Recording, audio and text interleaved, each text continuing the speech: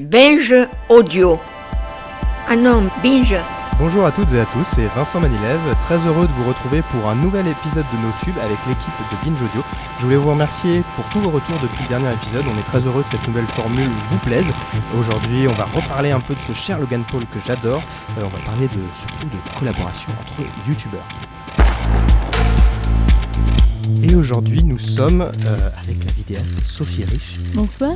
Bonsoir, qui était déjà venue en tant qu'invitée et aujourd'hui elle revient en tant que chroniqueuse. Donc je suis très très content et promu.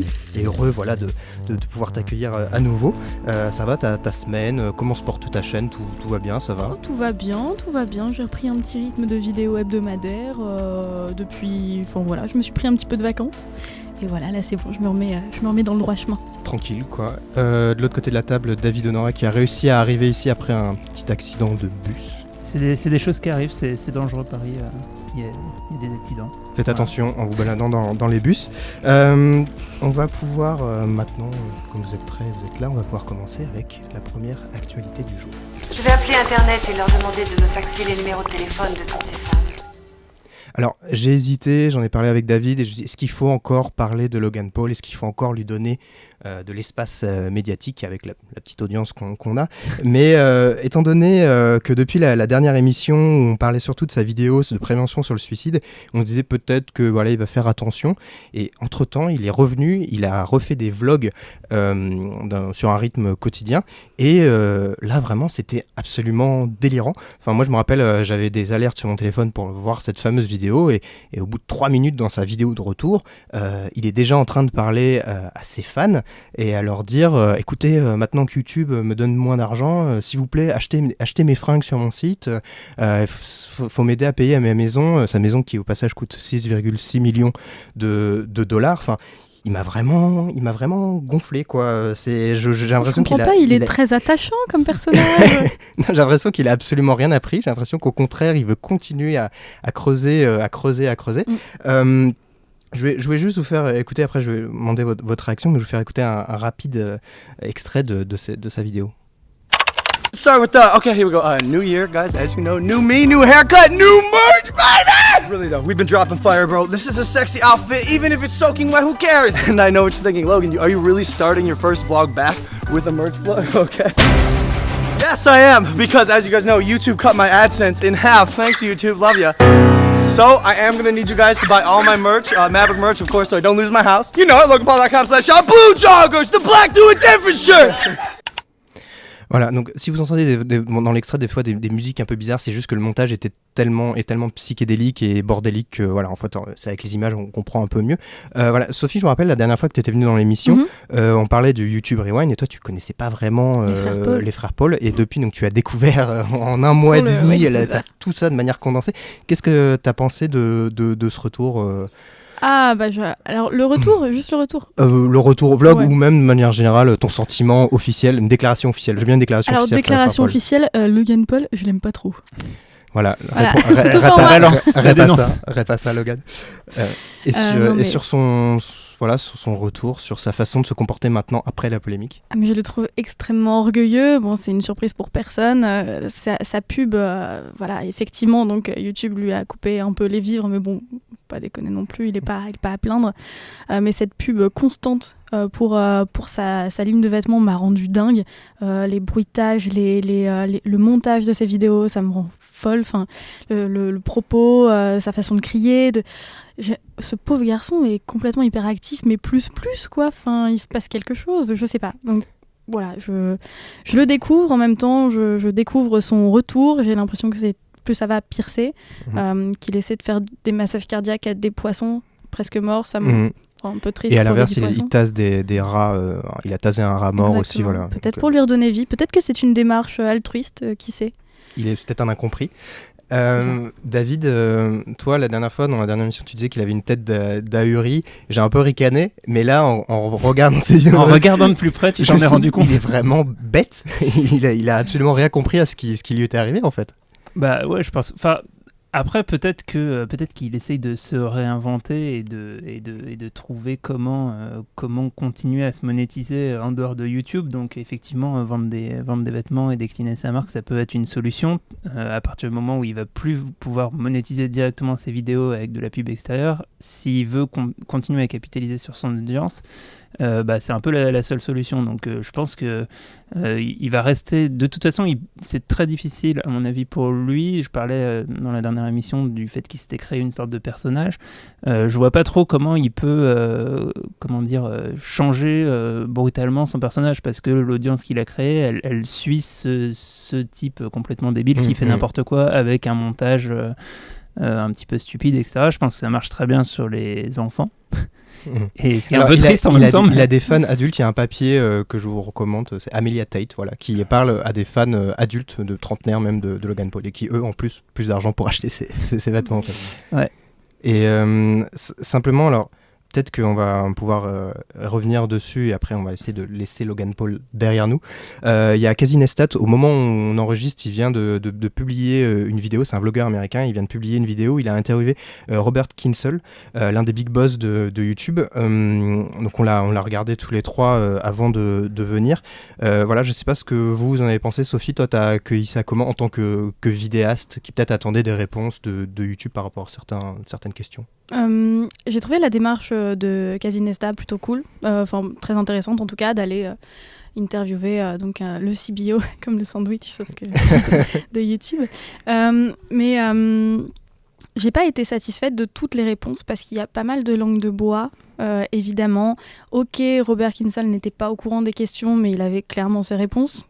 Toutes faites, mais il y a eu du bon, il y a eu des explications par rapport au logo de monétisation Orange là. Oui, voilà, c'est-à-dire c'est un logo qui permet aux vidéastes d'être en attente sur la monétisation de leurs vidéos, c'est ça? En gros, ça m'est déjà arrivé d'avoir le logo Orange sur une de mes vidéos, et ça veut dire que en gros, on est. Alors, je vais peut-être dire des conneries.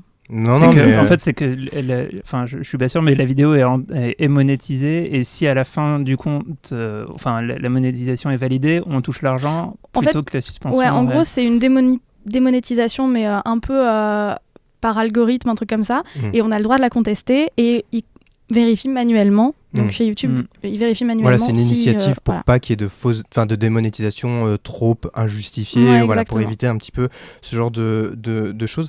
Effectivement, tu parlais de langue de bois. David, je sais pas ce que tu en pensais, mais moi j'ai l'impression de revoir un peu des communiqués de presse de YouTube, sauf que là ça prend une forme un peu plus incarnée, humanisée en fait. Mais au final, sur le fond, j'ai pas senti des choses vraiment...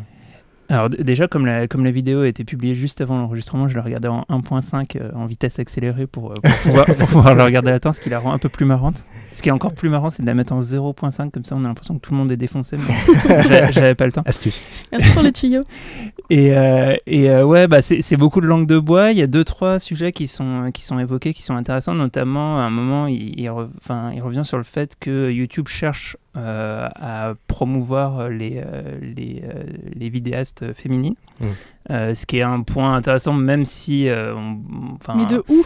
Ouais, voilà, quels sont les actes et les faits derrière. C'est un discours qu'on entend depuis longtemps en plus. En tout cas, il y a une logique de dire au-delà de l'algorithme et au-delà de ce qui marche, etc., on peut avoir notre rôle à jouer en tant que plateforme et essayer de promouvoir des contenus un peu plus divers. Donc ce discours, il est tout le temps là, mais il n'y a pas forcément beaucoup du côté YouTube, vidéaste, tout ça. J'ai pas forcément l'impression de beaucoup le ressentir, mais après c'est peut-être juste personnellement et je me rends pas compte de ce qu'ils font. Simplement en fait, peut-être que, avant de passer au sujet suivant, il faut savoir c'est que la vidéo a été enregistrée il y a quelques jours déjà et qu'entre-temps YouTube a pris des décisions vis-à-vis des vidéastes qui pourraient poser problème comme Logan Paul, et donc simplement pour le dire rapidement, un YouTuber qui agirait comme lui donc risque d'être sorti du programme Google Preferred, c'est-à-dire c'est les vidéastes les plus importants qui avaient plus de facilité à avoir de la publicité. 40 près de Coriche. Voilà. Il y avait la possibilité que leur projet éventuel avec YouTube Red, donc un peu le Netflix de YouTube, soit annulé. Il y aurait aussi la suspension de la monétisation sur la chaîne et le déréférencement des vidéos dans les suggestions sur le site. Donc c'est quand même des mesures assez importante. Après, Logan Paul, comme on disait, il a quand même, et il a toujours ses vêtements pour survivre, quoi. Ouais, et il y avait juste 2 points qui reviennent, qui sont quand même bien soulignés dans la vidéo. Il y a d'une part ce que reprochait Casey Neistat à YouTube en général, c'est le manque de communication. Et c'est toujours un point un petit peu difficile pour les startups comme ça, enfin plus que les startups, mais ces grosses compagnies du web qui ont toujours du mal à communiquer correctement avec leur communauté, et on peut espérer que ça évolue dans le bon sens. Et l'autre point,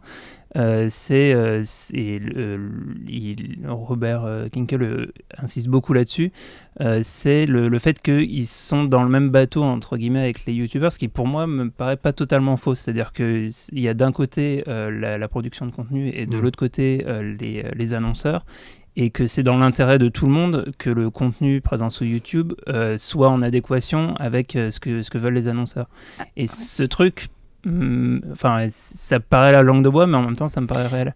Mais en fait le truc c'est que j'ai trouvé ce point très intéressant, effectivement. Après il y a eu un moment où Robert Kinkel a répondu ça à une question de Casey Neistat qui parlait plutôt des tout petits youtubeurs, des toutes petites chaînes qui étaient démotivés. Donc là, à ce moment-là, parler des gros youtubeurs, j'ai l'impression que c'est vraiment, on oublie quand même qu'à la base, les gros youtubeurs étaient petits et que ils ont aussi besoin d'un coup de main de temps en temps. Donc voilà, c'était une bonne initiative en tout cas de la part de YouTube, et on va suivre. On espère qu'il y a d'autres interviews, d'autres démarches pour avoir plus de transparence sur ce que fait YouTube avec les vidéastes.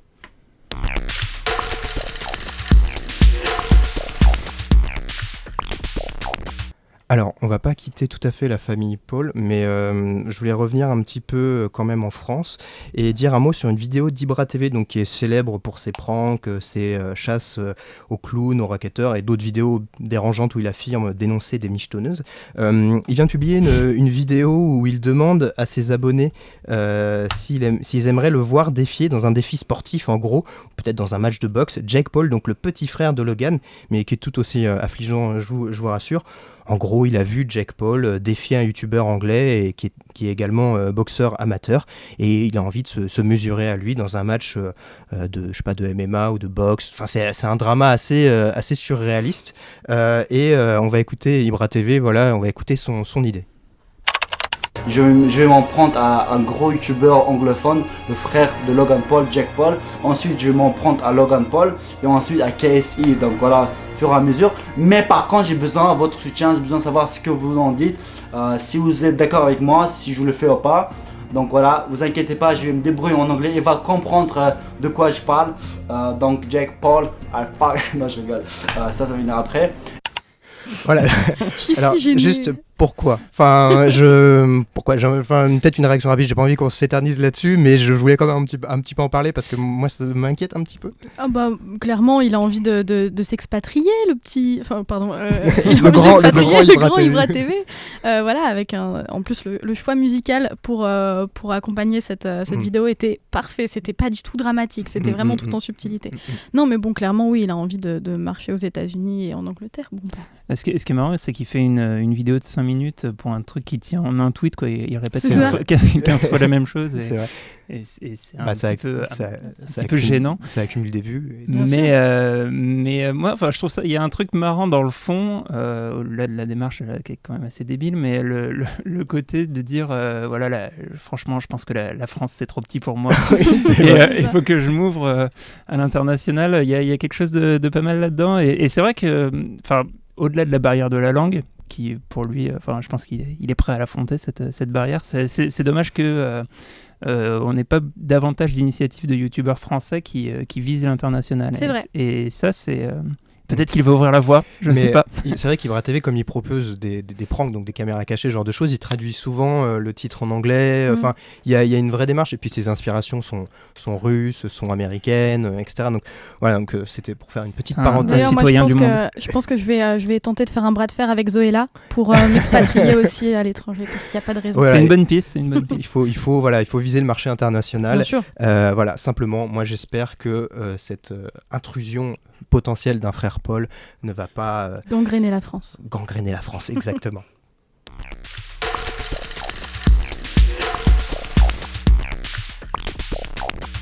Pour finir ce petit tour de l'actualité, je voulais évoquer avec vous le festival Play Azure qui s'est tenu à Nice ce week-end.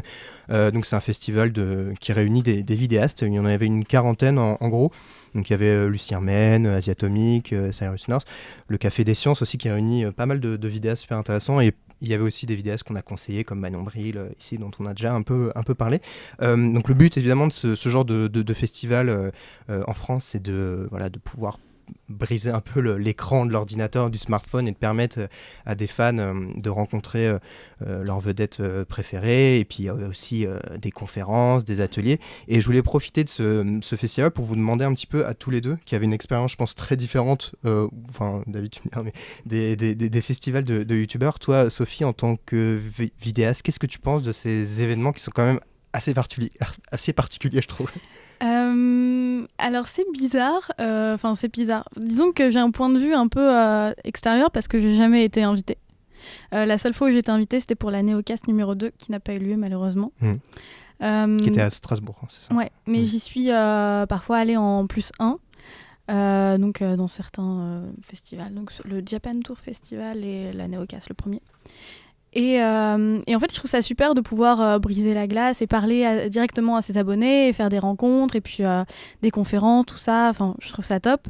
Après, j'ai l'impression que c'est un peu un milieu inaccessible, assez difficile d'accès en fait quand on n'a pas non plus plusieurs centaines de milliers d'abonnés. Et voilà, du coup j'ai pas forcément un avis très tranché là-dessus parce que tout est encore à découvrir dans ce monde. Mais on te le souhaite, tu seras invité, tu seras tête d'affiche d'un prochain gros festival de youtubeurs. Toi, David, je n'y suis jamais allé. C'est ça, c'est ma question. Je dis peut-être qu'on s'est raté à la Vidéo City Paris devant le stand d'Enjoy Phoenix. Je sais pas, en revanche, j'essaye d'imaginer ce à quoi ça ressemble. C'est parce qu'on dit festival, mais en fait, je pense que ça ressemble plus à des conventions. C'est des rencontres entre le public. Salon, convention, entre le public et les stars. Et du coup, pas mal de youtubeurs ou de plus petits youtubeurs qui vont pas forcément profiter de ces événements peuvent faire des meet-up avec leurs abonnés ou faire des rencontres dans des villes où les abonnés viennent. Et au final, le résultat, je pense, est à peu près le même. Là, l'intérêt, de ce que je comprends, c'est que s'il y a un certain nombre de youtubeurs au même endroit, au même moment, on fait venir davantage de monde, mais du coup, peut-être aussi plus... entre guillemets les collectionneurs de youtubeurs, donc ceux qui sont fans de plein en même temps et qui ont peut-être un lien moins spécifique et moins direct à tel créateur ou telle créatrice. Donc je pense que c'est un peu, ça doit être un peu la foire comme ce qu'on voit un peu dans les reportages. Enfin, toi, t'as vu ça de visu? Justement, moi j'ai fait les deux Vidéo City Paris, puis un autre à Avignon, je vais en parler juste après, mais c'est très particulier, c'est beaucoup de marques. En fait, moi j'ai été marqué par l'abondance de marques et de panneaux publicitaires qu'il y a notamment donc, à la Vidéo City Paris, où c'est vraiment sponsorisé de A à Z. Et je trouve que l'image donnée à la télé est un peu erronée dans le sens où... c'est perche à selfie, cri, larmes, et ce genre de choses. Et je trouve que ça rend pas hommage à la relation qui peut être nouée entre... Il y a une part de vérité, bien sûr, mais... Oui, bien sûr. Voilà, c'est pour ça, moi, quand je vois des reportages télé sur les salons où j'ai été, je me suis dit, c'est pas le salon que j'ai pu ressentir, en tout cas. Et simplement, je voulais peut-être en profiter pour citer un petit peu de différents... festivals, conventions qu'il y avait en France. On a parlé de la Vidéo City Paris, mais qui, m'a-t-on dit, devrait peut-être pas revenir, donc à suivre. Je l'apprends. Il y a le Get Beauty à Vincennes qui est une convention dédiée plus au lifestyle. Il y a Frames à Avignon où j'ai pu aller, c'est très intéressant. Il y a plein de vidéastes vulgarisateurs qui viennent faire des conférences, parler avec leur public, etc. Les historiques, comme Charlène me l'a rappelé, notre réalisatrice, à Montbazon, donc c'est organisé par Nota Bene et ça revient. Pour le coup, je crois que peut-être que je vais y aller celle-ci. C'est parfait. C'est les vents. Mais non, tu vas être invité de toute façon. J'allais dire les places sont en vente, faut se dépêcher. Mais voilà, et effectivement, donc c'est un petit peu les différents salons qu'il y a en France actuellement. Et maintenant qu'on a fait ce petit tour d'actualité, on va pouvoir passer à mon moment préféré, un jeu que vous ne connaissez pas. Oh. Ouh, l'aventure.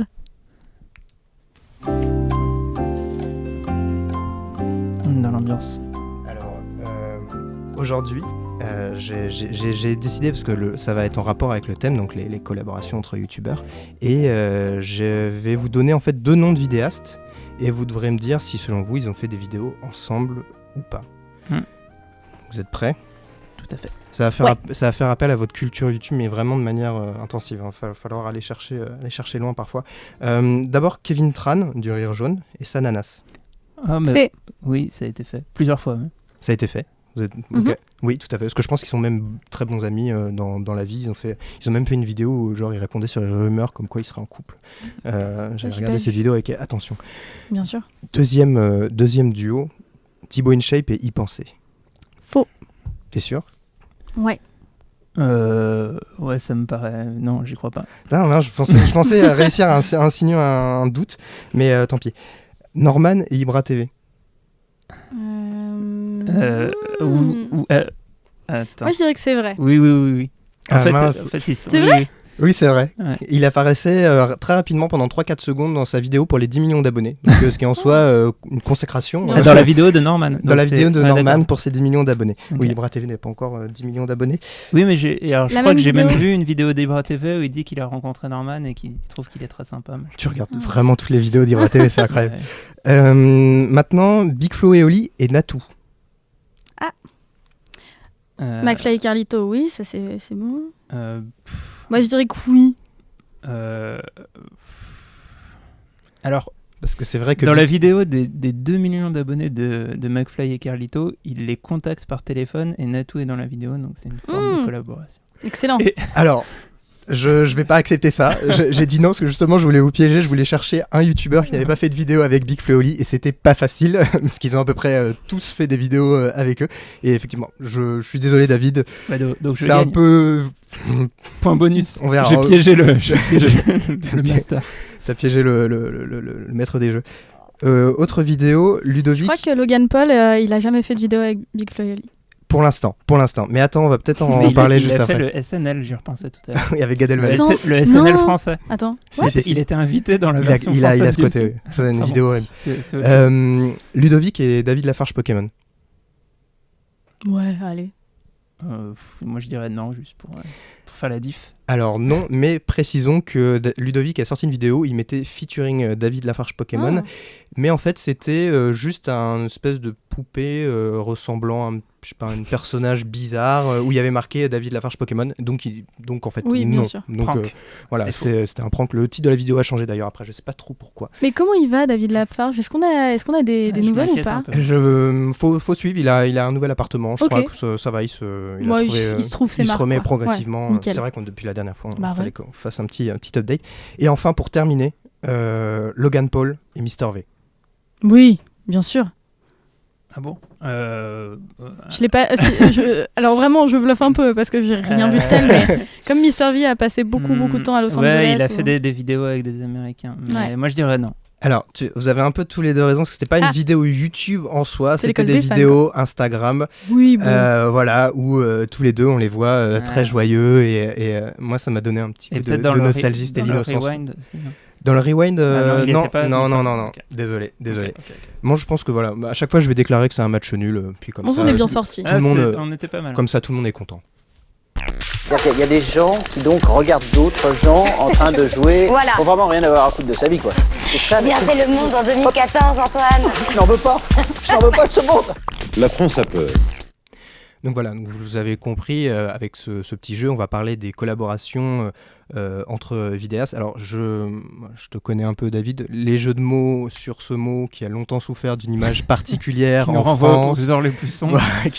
Voilà, donc j'ai conscience de faire une prétérition, comme on dit, mais genre, voilà, on déblate ça tout de suite, et voilà, on va parler des collaborations entre vidéastes, c'est-à-dire ces vidéos où un vidéaste est invité sur la chaîne d'un autre, et ils font une vidéo ensemble. Des fois, l'autre va ensuite sur la chaîne de l'autre. Voilà, c'est une façon voilà, c'est comme du coup, le terme les featuring officiel, en musique. Le terme officiel est de dire j'ai fait une collab. Oui, une collab. Je pense que Sophie, tu peux confirmer. Moi, je dis ça, ouais. Tu fais des collabs. Après, bon, je suis pas l'encyclopédie de tout YouTube, mais ouais. On va le valider. Non, on c'est va dit dans nos tubes, c'est validé.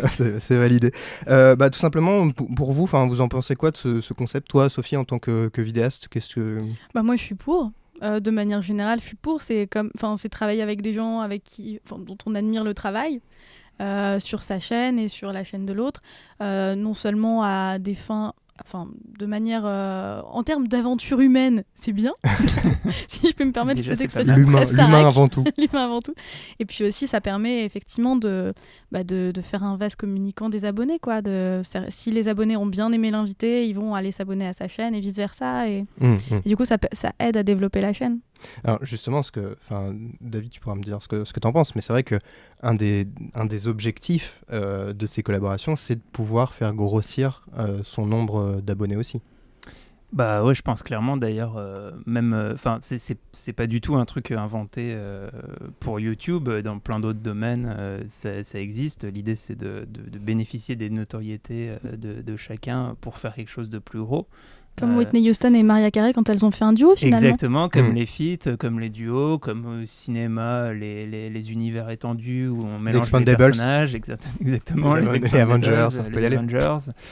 Comme dans le podcast, il y a récemment eu un Riviera, un studio détente oui. qui est à la rencontre de Riviera Détente et Studio 404. Donc, tout à fait. Nous, il faudrait d'ailleurs qu'on fasse des petites collabs pour un peu percer. C'est vrai. Il y a aussi eu Culture 2000 et 2 heures de période. Exactement. Donc il y a plein enfin, la logique, elle est partout et elle est évidemment sur YouTube où en plus il n'y a pas de barrière particulière, contrairement à la télévision où c'est plus compliqué de faire des crossovers entre différentes chaînes. À la limite, peut y en avoir à l'intérieur d'une même chaîne, je sais pas, entre Top Chef et La Nouvelle Star, ou des trucs comme ça. Mais voilà, là sur YouTube, tout est permis. Et en plus de tout ça, il y a l'effet de l'algorithme qui peut donner des chances de remonter en fait dans la colonne de droite quand on a fait des partenariats sur une vidéo.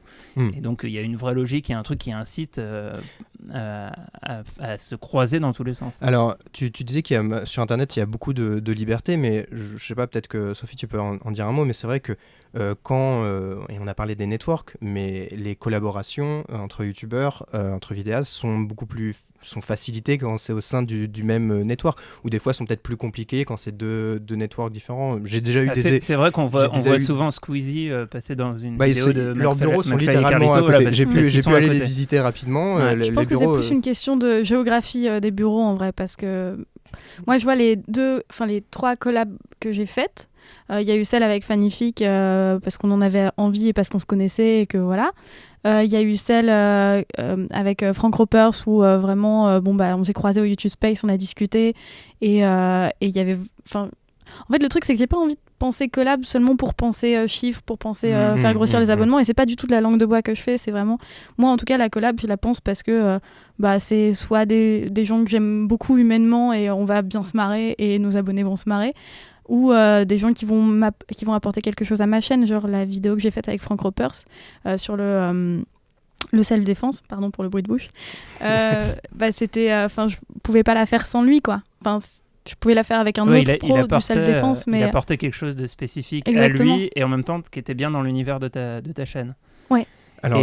Ouais, vas-y.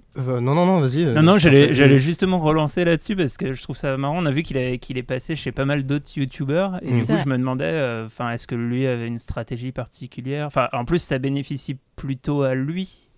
Oui, pour le coup, parce qu'on n'a pas fait de vidéo sur sa chaîne à lui, pour moi. Alors justement, j'ai un petit extrait de cette vidéo que tu as fait avec Frank Ropers qu'on va écouter tout de suite. Eh ben salut, on est en compagnie de Frank Ropers, donc le spécialiste de self-défense le plus connu de tout YouTube. Salut Franck. Salut. Et alors donc je me demandais si tu avais des conseils à donner pour éviter les agressions ou au moins savoir réagir. Alors déjà, avant de commencer, je suis très content de participer à cette vidéo parce qu'en fait mon objectif premier c'est d'aider les gens, que ce soit sur la prépa physique, sur la self-défense. et notamment les femmes, parce que j'ai des formations spécifiques pour les femmes, et c'est un grand plaisir de leur permettre d'avoir des outils pour se défendre. J'ai 3 filles, et je sais ce que c'est parfois d'être ennuyé, et d'avoir parfois quelques outils, quelques techniques, quelques stratégies peuvent suffire à mettre quelqu'un justement en situation de non agressé. Alors, ce qui est intéressant aussi, c'est qu'effectivement, donc Frank Ropers, qui a fait des vidéos avec plusieurs personnes, dont Thibaut InShape, donc il a, en termes de visibilité sur YouTube, il est moins connu, on va dire. Et en faisant des vidéos avec des gens qui ont plus de visibilité, qui sont plus connus, qui ont des réseaux différents, des publics différents, c'est un vrai moyen. Enfin, je pensais par exemple à un jeune YouTuber qui démarre, qui a l'opportunité de faire une vidéo avec quelqu'un de plus connu que lui. C'est le jackpot, non, quand même. Enfin, pour lui, ça peut lui faire un bond en abonnés absolument incroyable. Oui. Oui. Alors par contre, c'est plus sur la chaîne du gros youtubeur. Parce que pour le coup, la vidéo avec Frank Ropers ne m'a rien rapporté en termes d'abonnés, ou pas plus que les vidéos, les vidéos habituelles que je fais. Mais toi, potentiellement, tu lui as apporté un certain nombre d'abonnés, parce que c'est un public, tu peux avoir un public peut-être plus féminin, parce que tu disais justement, ta vidéo, c'était pour le self-défense, quand on est une femme, etc. Exactement. Donc ça peut jouer aussi. Il y a également, j'ai déjà vu des collaborations où ça permet de faire la promotion croisée d'un projet, d'une application, d'un jeu. Et justement, je me rappelais, j'ai été assez marqué par une collaboration entre Cyprien et Squeezie, où en fait Cyprien allait sur la chaîne de Squeezie pour annoncer son application mobile qui s'appelait Nob Quiz. C'était un jeu qu'il a lancé à peu près en même temps que le jeu Mario sur téléphone, et qui avait absolument tout explosé. Et je voudrais qu'on écoute un petit peu l'introduction de cette vidéo. Oh là là, je n'ai pas trouvé de jeu vidéo pour faire une vidéo aujourd'hui. Ho ho ho! C'est moi le Père Noël, je viens tout juste du pôle Nord en Roumanie pour t'amener un jeu vidéal. Oh, tu tombes tellement bien, je n'avais pas d'idée pour faire une vidéo aujourd'hui. C'est ça ma vie quoi, c'est vraiment... Oui, c'est ça. Allez, bien, aujourd'hui les amis, on est avec l'unique Cyprien Yorf. Ah, c'est vrai. Ah, mais je voulais pas te tirer la main, mais bon, il n'y a pas de souci. Tu veux faire quoi? Je te montrerai de là-bas. Je suis très content de vous montrer enfin, pas un iPad, mais le jeu sur lequel je bosse depuis plusieurs mois. On est plusieurs dessus et je suis très content d'enfin le sortir. Ça sort aujourd'hui, vous cliquez avec votre doigt pour le télécharger gratuitement. Alors, tu voulais réagir? J'allais dire que là, en fait, on est presque à la frontière entre la collab et la vidéo sponsor. C'est-à-dire que probablement la vidéo n'a pas été sponsor, mais finalement, ça permet de promouvoir un produit qui est lancé dans ce cas-là par Cyprien, et qui, par son réseau YouTube, va... entre guillemets s'offrir de la promo chez des partenaires youtubeurs. Donc il y a un truc un peu qui est pas facile à cerner à ce niveau-là, enfin qui moi me pose pas de problème dans le sens où ça paraît un peu évident, enfin c'est logique en fait dans la manière dont c'est fait. Mais voilà. Et justement, alors j'en profite parce que sur Twitter, il y a deux personnes qui écoutent l'émission, qui s'appellent Hortense et Sébastien, qui ont demandé si les vidéastes qui viennent dans les vidéos de leurs camarades peuvent être rémunérés. Donc voilà, non, c'était une question. Moi, je me fais le relais des réseaux sociaux. Voilà, exactement. Donc Sophie, vu ta réaction, je vais peut-être te demander de répondre. Moi, a priori, Alors, moi, je l'imagine pas, mais peut-être que oui, peut-être que dans d'autres hémisphères, de YouTube à d'autres, je sais pas, à plusieurs millions d'abonnés, peut-être qu'effectivement on commence à... Je sais pas, ça me paraît improbable en fait. Par exemple, dans le cas de Frank Ropers, t'as jamais imaginé de dire ouais ok, mais faut payer pour venir sur ma chaîne? Non. T'avais peur qu'il te casse la gueule? Oui déjà, non, pas du tout parce qu'il adore, mais non, non, pour moi c'est plus un service qu'on se rend, et à la limite ça... Non, enfin vraiment, non, à aucun moment j'y ai pensé, vraiment à aucun moment. Et l'autre question qu'on peut se poser, c'est est-ce qu'il peut y avoir du partage de revenus? Alors ça, je penserais plus à ça pour les Américains quand c'est vraiment des très très grosses audiences. À un moment donné, il y a aussi des revenus publicitaires sur la vidéo. Et je me demande s'il peut pas y avoir aussi des partages qui sont faits à ce niveau-là, quoi. Mais ça, je pense que j'ai l'impression que tout dépend de la relation vraiment entre les deux personnes, parce que les collaborations, comme tu disais Sophie, ça part souvent d'une relation amicale, ou de l'intérêt professionnel de l'un vers l'autre. Et j'ai l'impression que la monnaie d'échange, là, dans la plupart des cas, c'est la visibilité qu'il peut y avoir et le partage de communauté, etc. Mais c'est vrai que je me dis, pour reparler un peu de Logan Paul, je pense que ça m'étonnerait pas qu'il s'arrange s'il arrive à faire, je sais pas, un combat de boxe, ou son frère arrive à faire un combat de boxe. Je pense que il y a peut-être des moyens de partager un petit peu ce genre de revenus. Je voulais aussi vous demander rapidement, pour faire un peu une question générale, est-ce que vous avez des souvenirs de collaborations qui, pour vous, sonnaient fausses, ou qui étaient gênantes, ou qui vous ont un peu déplu? Alors des trucs vraiment gênants, non, mais alors j'ai préparé l'émission et du coup j'ai réfléchi à cette question. J'avais un exemple. Alors pour moi, Pierre Cross, c'est un des exemples de youtubeurs qui fait énormément de collabs et qui sait très bien le faire et qui sait très bien tirer le. Alors il fait soit des collabs avec d'autres youtubeurs, soit aussi il fait venir des guests. Enfin, il s'en amuse lui-même, mais c'est vrai qu'il a fait beaucoup de l'audience de sa chaîne en faisant des vidéos avec des actrices porno. Et en faisant des vidéos du type je passe une soirée avec une actrice X et c'est dans le titre, etc. Donc ils s'en amusent aujourd'hui en disant YouTube a démonétisé ces vidéos, etc. Mais on sait très bien en même temps que ça a participé au succès de sa chaîne. Et en fait, il a fait une collab croisée avec des youtubeurs jeux vidéo, Link et Terracid. Et je trouve qu'il y a un truc intéressant dans cette collab, c'est que donc ils ont fait 2 vidéos, une vidéo sur la chaîne de Pierre Cross, une vidéo sur la chaîne de Link et Terracid. Et en fait, les 2 vidéos sont dans le même style, même décor, etc. Et à mon sens, c'est entre guillemets 2 vidéos de Pierre Cross, quoi. Enfin, les 2 ont le même concept et les 2 sont plus dans le style de ce qu'il fait lui. Et du coup, la version sur la chaîne de Link et Terracid paraît un peu forcée et t'as pas l'impression que c'est Pierre Cross qui vient dans leur univers. Et ça, je trouve que c'est la limite de la collab, c'est quand c'est juste une vidéo, mais en fait qui s'intègre pas vraiment dans l'univers de ta chaîne ou pas vraiment dans ce que tu fais d'habitude. Or, le vrai intérêt de ça, c'est justement d'inviter l'autre youtubeur dans ce que toi tu fais pour que tes invités le découvrent tout en restant dans l'univers auquel ils sont habitués. Et c'est intéressant parce que peut-être qu'on peut le dire rapidement, mais si je me trompe pas, c'est la personne qui invite le vidéaste qui s'occupe du montage, etc. Enfin, en soi, la plupart du temps, c'est plutôt comme ça. En fait, la plupart du temps, ce que j'ai vu, c'est que c'était... il y a une vidéo sur les 2 chaînes.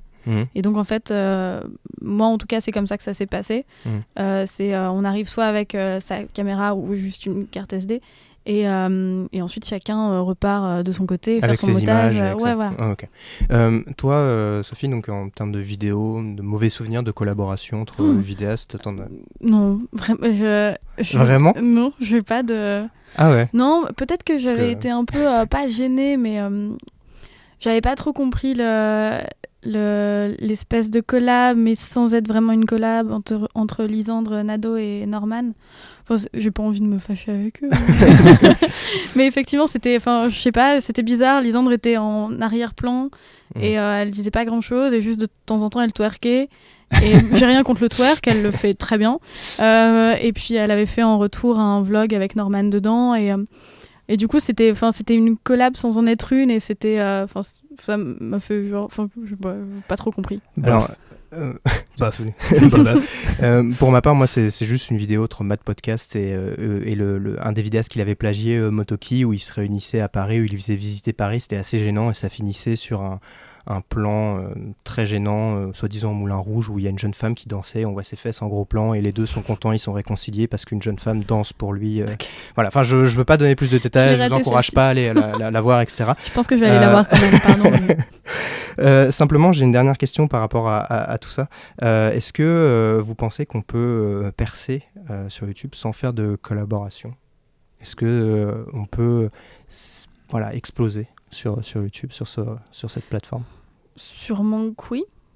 Il y en a, oui, enfin, il y a des exemples en soi. Ouais, il y a des exemples, ouais. Je crois que Micode, il avait fait une vidéo, il avait complètement explosé son compteur de vues et je pense d'abonnés. Il a fait des collaborations par la suite, mais ça lui a déjà permis de. Je pense qu'il y a tellement d'autres moyens de réussir. Il y a la régularité, il y a un très bon référencement, il y a être malin, savoir. Enfin, je sais pas comment expliquer. C'est vraiment, je suis mal placée pour parler parce que j'ai pas explosé en tant que youtubeuse non plus.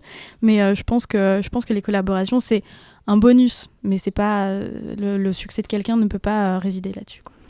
Ouais, et puis je pense que ça correspond aussi à un format, à un style de YouTube qui correspond pas forcément à tout ce qui s'y fait. Je pense à un vidéaste qui d'ailleurs s'est arrêté, mais qui faisait des vidéos de cinéma, Every Frame Painting, qui fait son petit bonhomme de chemin tout seul et qui cartonnait tout seul.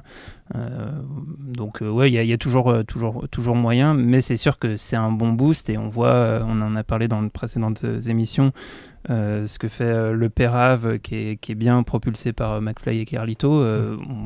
Enfin, je pense que ça l'aide clairement à décoller. Oui, quand même. Au moment où on parle, je crois qu'il est en train de passer les 100 000 abonnés. Donc alors qu'il a sorti une vidéo ou quelque chose comme ça.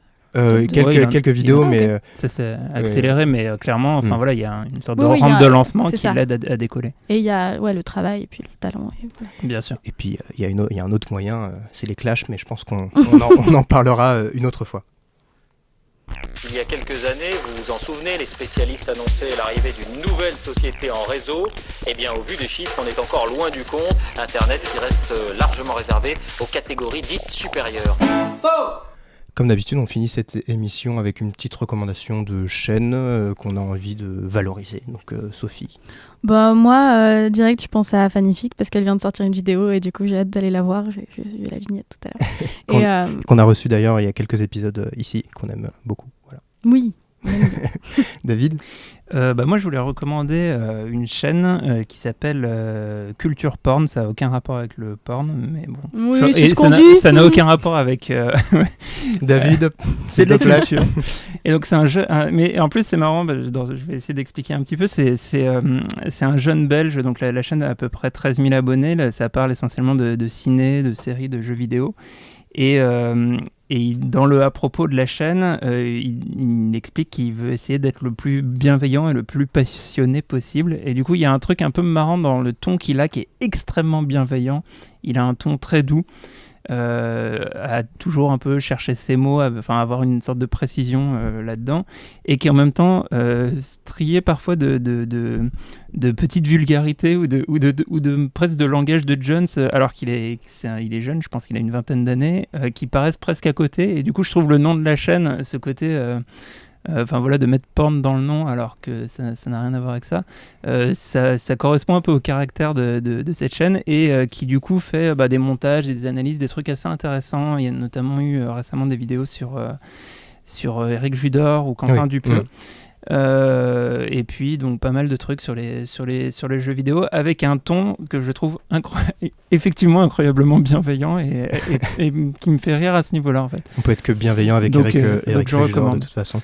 Et pour ma part rapidement, je vais juste vous signaler une chaîne que j'ai découvert grâce à la vidéothèque d'Alexandrie.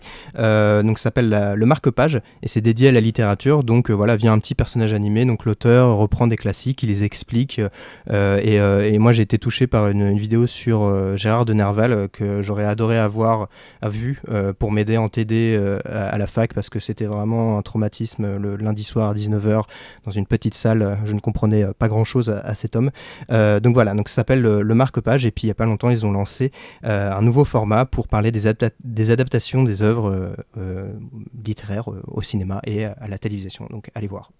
Merci à Sophie et David d'être venus, à Charlène d'avoir réalisé cet épisode, et à toute l'équipe de Binge Audio. Et merci à vous d'être toujours présents après 10 épisodes de nos tubes. Je radote souvent, mais vous le savez, si vous avez aimé cette émission, n'hésitez pas à la partager, à mettre des cœurs sur SoundCloud, des étoiles sur Apple Podcast, à en parler autour de vous, à nous faire des retours évidemment, en discuter pourquoi pas sur les réseaux sociaux et à nous suivre sur Twitter, sur nos tubes Binge, où on essaie de faire une veille de ce qui se passe sur YouTube et on sera ravis de discuter avec vous. Voilà, merci encore et à très vite pour un nouvel épisode. À bientôt. Salut. Binge Audio.